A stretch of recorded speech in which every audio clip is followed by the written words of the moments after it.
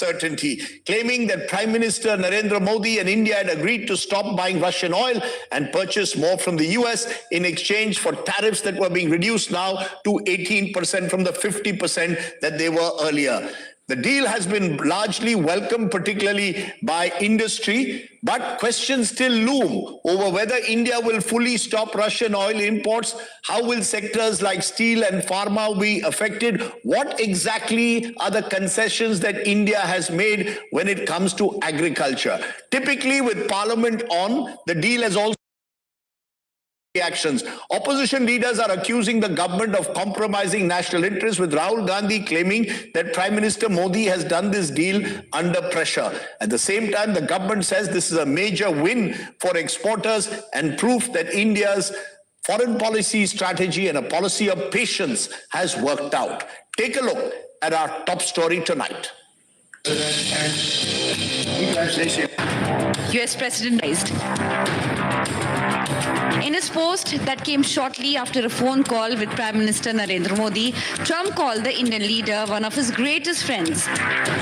He claimed Prime Minister Modi has agreed to stop buying Russian oil and to buy much more from the United States and Venezuela. Trump then went on to say that out of respect for Prime Minister Modi, he's lowering reciprocal tariff imposed on India from 25% to 18%. And in return, India will move forward to reduce tariffs on US to zero. Trump added that New Delhi will buy over $500 billion of US energy, technology, agricultural and coal and many other products.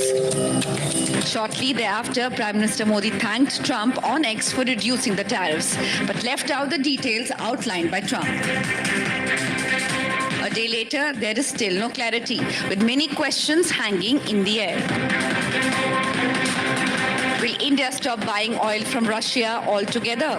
Will the same tariff apply on sectors like steel, aluminium, auto, pharma, etc., which attract a different levy currently? And most importantly, how much agriculture products will India allow from the US? Union Minister Piyush Goyal hailed Prime Minister Modi's leadership and friendship with Trump, crediting him for the trade deal, but again failed to give any details. 140 crore Indians are celebrating a trade deal which is detailing, but technical processes are completed. Full details will be shared and will protect the sensitive sectors, the interests of our agriculture and our dairy sectors in full respect. Adding to the suspense, U.S. Agriculture Secretary Brooke Rollins, in her social media post, claimed the deal will export more American farm products to India's massive market and pump cash into rural America. Opposition is already crying sellout by the government. Leader of opposition Rahul Gandhi accused Prime Minister of acting under pressure. Narendra Modi ji का जो image का गुब्बारा है, जो हजारों करोड़ रुपए लेकर बनाया गया था, वो फूट सकता है। इस ट्रेड डील में आपकी मेहनत को, आपके खून पसीने को नरेंद्र मोदी जी ने बेच दिया है, और वो इसलिए बेचा है क्योंकि वो कॉम्प्रोमाइज्ड है। एक अदानी जी पर केस है यूनाइटेड स्टेट्स में, एप्स्टाइन फाइल्स में अभी और माल है, वो अभी रिलीज नहीं हुआ है। जो अदानी जी पर केस है, जो एक्चुअली मोदी जी पर केस है, क्योंकि वो बीजेपी का फाइनेंशियल स्ट्रक्चर है, मोदी जी का फाइनेंशियल स्ट्रक्चर है। तो ये दो प्रेशर पॉइंट्स हैं, और आप ये बात समझ लो, देश ये समझ ले कि प्रधानमंत्री कॉम्प्रोमाइज्ड है। While some are questioning the practicality of zero duty imports from the US, the 18% tariff comes as relief for Indian exporters, reeling from 50% tariffs that made the American markets out of their reach. The deal caps months of confrontation, grandstanding, and brinkmanship, and resets ties between two of the world's largest democracies. Bureau Report, India Today. Okay, let's first raise the unanswered questions. Which farm products from the US will be allowed? That's not clear. Will India stop buying Russian oil? The Russians say they have received no communication that India will stop buying Russian oil, as Donald Trump has claimed. India has also made no clarifications. Will India buy costlier US and Venezuelan oil and energy? No clarity on that as yet. Will the US withdraw the 5% tariff that it had imposed in 2019 on countries like India? Probably, but we need complete certainty on that. Over how many years will India buy the 500 billion US goods? Government sources are saying it will be over the next 5 years. But again, we await a formal clarification. 0% Indian tariff on certain US goods? Possibly. But which are those goods? Still unclear. So there are still big questions to be raised, and I want to raise now the big questions before our debate.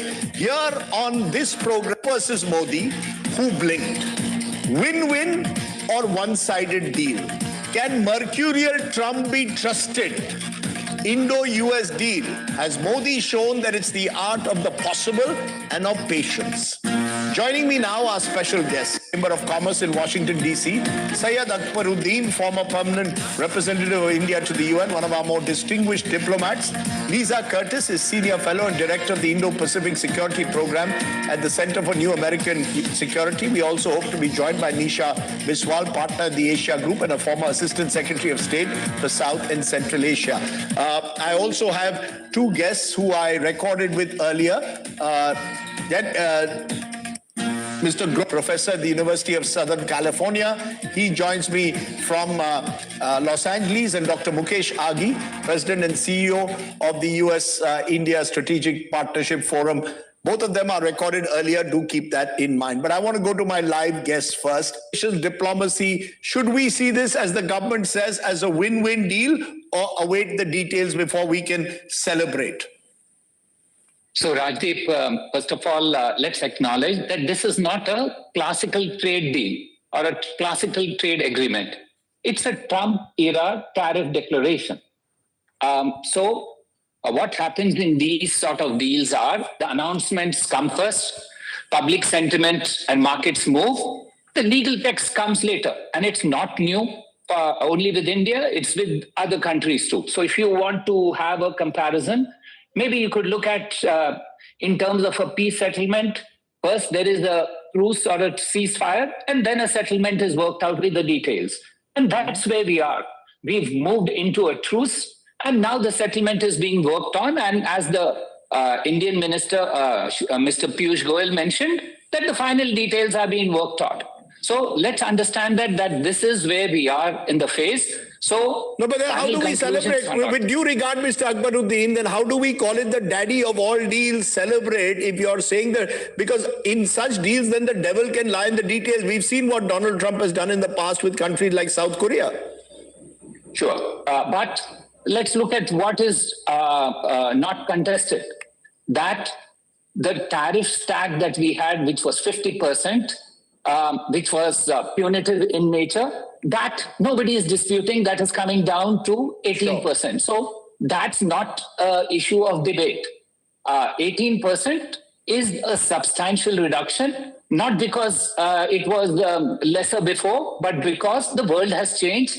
That world of 3 to 4% of tariff is gone. The new world, where Indian products are competitive at about 20%, we got 18%. So that's the big achievement there, that today, what was 6 months earlier not possible is now possible. And that's an achievement. But we also need to see it in broader terms, Rajdeep.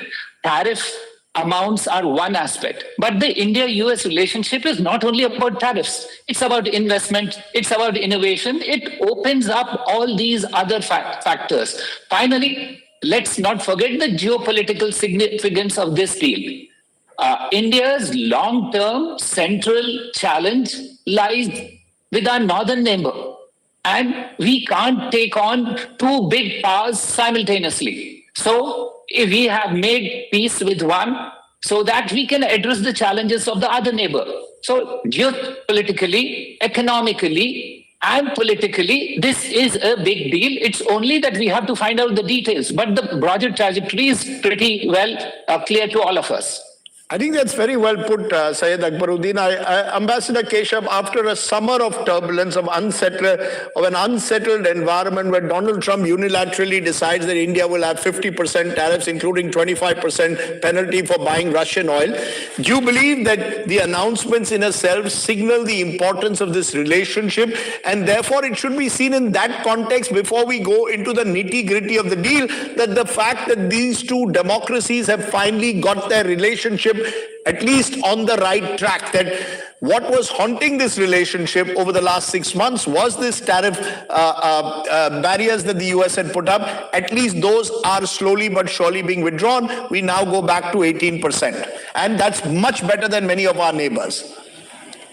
Absolutely, Rajdeep. You know, I take a very long view of U.S.-India relations, and this deal agreement sends a very powerful psychological message. If you think about it, when negotiations happen between governments, virtually everything across the landscape of the bilateral relationship gets paused while those negotiations are taking place. Now, that's not to say that the important work of counterterrorism and law enforcement and national security didn't happen, but they do get subordinated to a negotiation process. When the two leaders announce that a deal has been struck, then it's almost like ending the pause button and hitting the play button on a wide variety of initiatives. So Minister Jaishankar is in Washington today for a critical minerals summit tomorrow. That's very important. Our countries need to talk about the nuclear renaissance. We need to talk about the future of the energy economy of the world, semiconductors, quantum computing, AI, defense production. The list is endless, but this announcement sends a very powerful psychological message, not just across the two government landscapes, but across the business communities who are investing and trading in both directions and crave predictability. So I'm very happy about the psychological impact. I think you will see the delight in the details, not the devil in the details. At the end of the day, it is clear that both bureaucracies put in a lot of work. Ambassadors Gore and Quattro deserve a lot of credit for being the catalysts. Piyush Goyal, Jameson Greer, so many folks worked so hard to bring this to where it is. And I think what you've seen is a great deal of willingness by both bureaucracies to be flexible, to try new things, to advance the meta objective. Just use predictability, Lisa Curtis. How do you have predictability in a Trumpian world order? I mentioned South Korea. We've seen with other countries, Donald Trump arbitrarily can suddenly decide one day that he's going to impose fresh sanctions or tariffs. We're seeing it now with Iran. And that has put, he wants countries that deal with Iran will have sanctions imposed on that. That compromises potentially, and I'll come later to Syed Akbaruddin on this, the Chabahar port project. Should we trust Donald Trump? When Donald Trump tweets in the manner that he does, unilaterally announces, for example, that India will stop buying Russian oil, should we see Donald Trump as someone who's trustworthy, a trustworthy ally and a predictable ally? Well, certainly, President Trump is less than predictable. We've seen that on many fronts. But I think when it comes to the U.S.-India trade negotiations, he was pretty consistent about wanting to see India stop importing Russian oil. This was a constant in what he talked about when he talked about the U.S.-India trade negotiations. And the fact that he said, he got agreement from Prime Minister Modi to halt Russian oil imports, I think that was a major part of why this deal was concluded. There was probably so many other factors that went into it. Perhaps it was seeing the conclusion of the India-EU free trade agreement last week that also put some pressure on the Trump administration to get this U.S.-India trade deal across the line. But I think it is a win-win for both sides. It's a win for India because now we see the tariffs reduced. These were some of the highest tariffs in the world that India faced, 50% tariffs, quite remarkable. And so now seeing those come down to 18%, that will be a huge relief to Indian traders and exporters.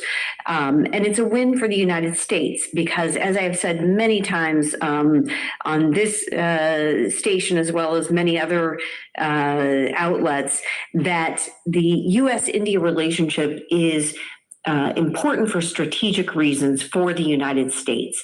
And I think it was important for this deal to be closed so that the U.S. could get back to the job of building Indian trust, trying to get that relationship back on track. It's not going to be easy, even though this is a significant step forward. And as Ambassador Kashyap said in his remarks, it's an opportunity to start moving forward on all those areas that U.S. and India were cooperating, whether it's critical minerals, AI, pharmaceuticals, you name it. There are so many areas that there are opportunities for our two countries to move together. That work can, it's been continuing, but now it can start up in earnest. But I think that, the point is this is not going to be easy. And also, let's not forget, it's not only the trade issue that caused the tensions in the relationship over the last 10 months. It's also about how the Trump administration handled the aftermath of the India-Pakistan conflict and the differences between the two sides on how that ceasefire came about. So I think, we have taken a major step forward, but we're not out of the woods. There has been a stumble in the relationship. There's been some damage done to the trust levels, and that's not going to come back overnight. Okay, I'm going to, I've heard all three of you, and I think all three of you believe this is a positive step forward in an uncertain, unpredictable world. It at least brings the relationship back on track. I think that would be a fair way to put it. Now, one of the few guests that I've spoken to today who actually has a different view is Derek Grossman. I spoke to the professor from the University of Southern California earlier, and I began by asking him, going through your tweets today, you're putting a few red flags on this Indo-US trade deal. You seem to suggest that this is actually a win only for the United States based purely on what Donald Trump has said. Why don't you believe this is a win-win deal for both countries? Why go only by what Donald Trump has said? Thanks for having me, and I don't. I think that when you consider how before Trump, the tariffs on most Indian goods into the United States were at approximately 2 to 3%, and now post the deal with Trump, you have an 18% tariff, reciprocal tariff. Whereas most, American goods are going to be getting in at a much lower rate to India. I can't really see how this is a good deal for India. And that I think is very unfortunate because what we've seen over the last 2+ decades is a coming around on both sides, right, to making the relationship better. And that I think is now kind of just muddling along. When Modi visited the White House early last year and met with Trump, it seemed like the relationship was going to pick up right where it left off. And it did for maybe a couple of months. But as we all know, the summer of 2025 was very bad for the U.S.-India strategic partnership. But that's precisely it. The summer of 2025 suggested a lot of instability, discord, tariffs being raised unilaterally, including the penalties. Given that fact, surely now the new reality that the countries have come to an agreement of 18% reciprocal tariffs should be a sign that they are moving in the right direction, Professor Grossman. Yeah, I think in general, a deal is better than no deal, right? That means the two countries are getting along.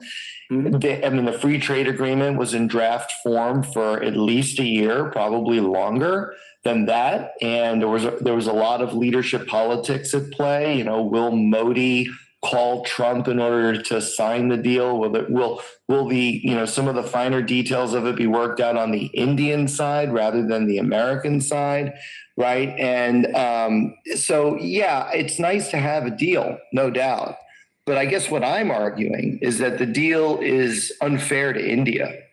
And I think that India should have tried to get much better than 18%. as a reciprocal tariff. I mean, when you look by comparison at some of the other countries in your own region, right, they are getting maybe a little higher than 18%, but not much higher, right? I think Pakistan in particular is at 19%, right? So to kind of put India in that same boat, right, I think the United States is doing India a disservice. You want to respond to that, Syed Akbaruddin? Is the US the sense that one gets? America is calling the shots, Syed Akbaruddin, is what Professor Grossman suggested there to me at the moment. How do you look at it? Do you believe that, look at the US Agriculture Secretary unilaterally putting out a tweet saying, we're now going to, this deal is a win-win for US farmers. Our trade deficit on agriculture with India is very high. It's going to come down lower. This has, of course, led to uncertainty. Will agriculture be opened up? If so, to what extent? Piyush Goyal says, no, it's protected. These are the concerns. Do you believe that the Americans are trying to call the shots, put some kind of pressure on India, as is being suggested, particularly by opposition parties? So, Rajdeep, we need to understand that what this deal does is it buys India space. It buys India space to sell more than what it was doing recently, to invest more, get more investments, and to negotiate from a steadier footing. Now, relief that it was previously less at 2 to 3%, that world is gone, Rajdeep. To be fair, it's now only comparative relief. So if you look at it between India and Pakistan, the tariffs were equal prior to the reciprocal tariff. So it's not worse than what it was before. And finally, I think we need to understand relief will never be permanent. Reversals will arrive. But we need to be able to engage. And this deal buys us the space to re-engage across the board and to try and steady the relationship in a manner that we can address challenges in the past. Now, you said that there could be a risk of President Trump changing his position. Yes, of course. Negotiated down to zero. We don't know what that means in terms of market access for agriculture. We know that this is an area of sensitivity for India. It's also an area of great political priority for the United States and for the president. So I imagine that if not in the current agreement, that this will be a topic of further conversation, is not a compromise negotiated. And I imagine we'll see more negotiation on agriculture in the future to find some space, some strategic space that might create opportunity for the U.S. and still also address some of the sensitivities for the Indians. Doctor, I look at some of the statements coming from the U.S. on agriculture. The trade representative has said, he has been quoted officially, yes, there are some agriculture areas that are protected. Now, how does one define that? Does that mean that that's where, as you said, you believe apprehension? No, I don't think so, Rajdeep. I think that, in fact, the notion that we're in government service, Indian negotiators are tough, they're smart, they're prepared, they bring coherent arguments. And in the recent past, we had begun to negotiate with India in a kind of a joint and collective approach toward things to solve problems that we both face. And it is that sense of collective destiny that is really important. And I think that the U.S. and India have signaled through this agreement that not only are we going to make this an area of convergence, but that this is the beginning of, as Nisha said, many chapters to come of work. But there are strong domestic constituencies in both countries. The Americans who want to put their farmers first, and India, which needs to protect their farmers. Well, look, Rajdeep, negotiating in a democracy is always a challenging thing. You can't negotiate in public, you have to negotiate in private. So the two governments have put in a serious amount of work. There's been a year of talks.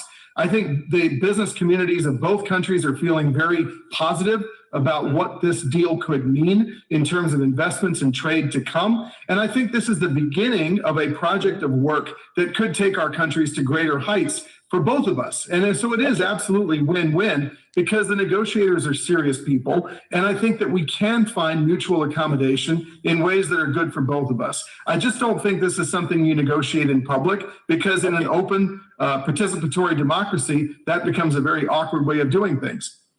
I also spoke earlier to Dr. Mukesh Aghi. As I said, we've got a variety of voices today. He is, of course, with the US-India Strategic Partnership, its head.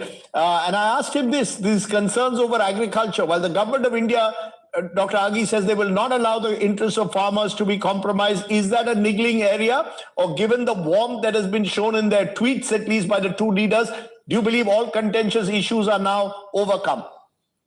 It does not infringes on the red lines India had put on agriculture and also on dairy. But there is some kind of understanding that for the ethanol, we may be able to bring in some corn into the country, or it protects the red line which India had painted to the US in negotiation. Right, but do you believe, Dr. Aghi, that India can trust Donald Trump, someone who's all warmth one moment, then imposes 50% tariffs? The trust factor, is that something that you believe that he's someone, once he's signed on a deal, will stick to it? What you have and run with it without doubting as to it will change. We have seen sometime changes happening, but I think it's a time to celebrate. We have a tariff which is 18% as compared to China, which is 34%, or other Asian nation. So I think from that perspective, I would say let's focus on see what else we need to do after this trade deal to bring in more U.S. companies' investment, to bring in more job creation effort by exporters from India into the U.S. You know, Lisa Curtis, there is one other key area. Why did Trump agree at this moment? Do you believe, you mentioned earlier, pressure from the India-EU deal, the mother of all deals, was that the reason for the pressure? The opposition here suggesting that Donald Trump has some leverage over Prime Minister Modi, even linking it to the Adani case. Rahul Gandhi's linked it to that in the United States. What do you believe has eventually led Donald Trump, since he made the announcement first, to finally say, look, I'm bringing India back to 18%. What do you believe was the real turning point, the trigger? Well, I think we're going to have to wait and see what comes out, in the next 24, 48 hours to really understand that. But I will note that a week or so ago, the Treasury Secretary, Scott Bessent, mentioned that India had reduced its imports of Russian oil. They had the numbers in from the last month, and it did show that India had drastically reduced its imports of Russian oil. So that could have certainly had something to do with it. I come back to that point that this was a consistent point that President Trump raised in relation to the trade negotiations. And also Modi, he was very consistent about protecting Indian farmers.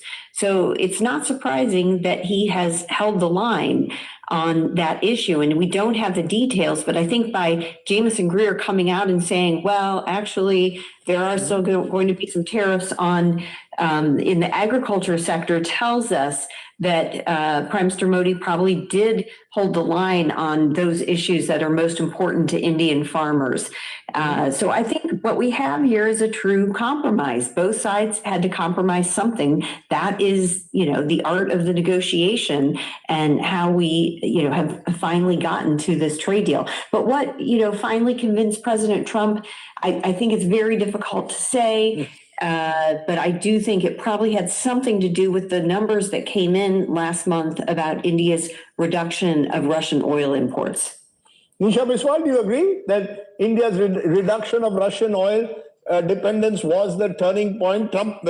President Trump has also said India has agreed to buy oil from the US and Venezuela. I mean, it almost seems as if Donald Trump appears to have managed to dictate terms in that sense. Well, I do think that the reduction in Russian imports played a significant role, but I think it was probably a number of different things. One, certainly the India-EU deal did get attention in the United States. We saw comments from Secretary Bessent. We saw comments from Ambassador Greer on the India-EU deal, and the fact that we had a very consequential deal that had been almost 98%, concluded between the U.S. and India, but that was sitting on his desk, so to speak, perhaps did create a little bit of pressure and incentive for the U.S. to get its own deal done. Just to ensure that U.S.-India trade was not disadvantaged as I also think that there is important areas of strategic convergence between the U.S. and India that also had stalled to some effect because of some of these tensions in the trade relationship. Right. And having a trade agreement in place and getting rid of some of those irritants also allows for greater cooperation. And you see that with Minister Jaishankar in Washington this week for the Critical Minerals Summit. There is a common challenge that the U.S. and India face with Chinese dominance in critical mineral supply chains and in some of these other strategic sectors. And in order for the U.S. and India to be able to work together to address some of those challenges, perhaps we needed to get this irritant out of the way on trade. I raised this question of Russian oil also with Derek Grossman, who I spoke to earlier, that Donald Trump saying in that tweet, Derek, that India will stop buying Russian oil. India has not said that officially. The Russians have said they've received no communication to that effect. Is this classic Donald Trump unilateralism at work to try and set the agenda so that he can claim some kind of a domestic political victory? Yeah, no, I think that's right.